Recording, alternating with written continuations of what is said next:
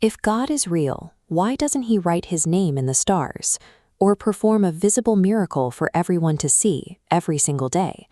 The assumption is that inescapable scientific evidence would be the ultimate cure for unbelief, providing a quick fix for the world's skepticism. However, the Catholic perspective suggests that God deliberately restrains himself from overwhelming spectacle to achieve a much deeper purpose.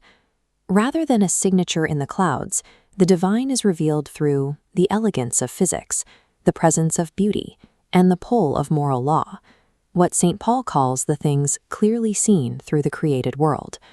If the primary evidence is found in beauty and conscience, then the search for God is less like a lab experiment and more like a budding relationship.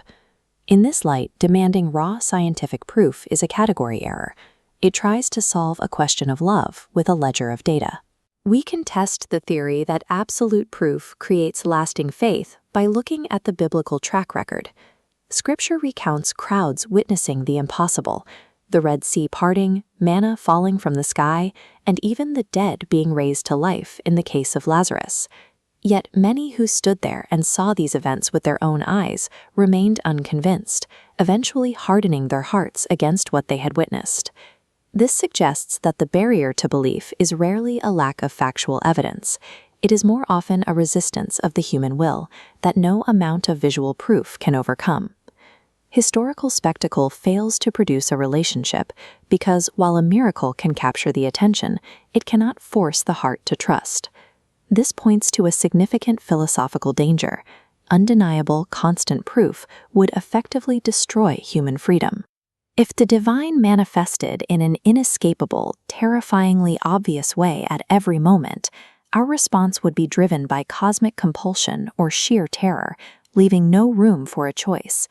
As this diagram shows, when absolute proof consumes human will, the freedom gauge drops to zero. Authentic love, by its nature, requires an invitation and the genuine ability to say no. The solution is a balanced state of sufficient light.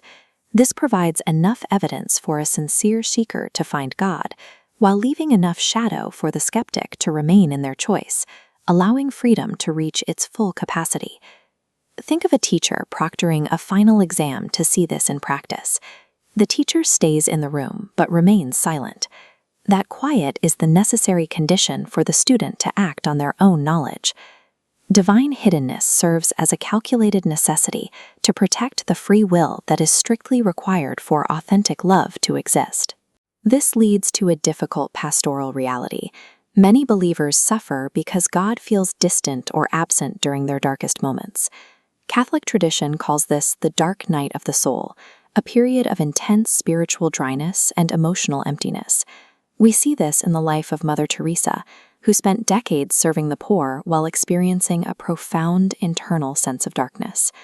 This darkness functions as a developmental graduation, drawing the soul past a reliance on emotional feelings and toward a mature, uncoerced trust.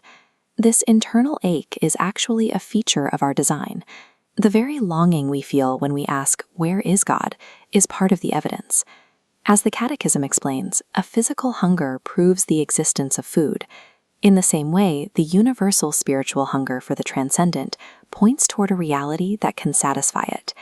God has provided enough light for the journey, while carefully protecting the freedom that makes real love possible.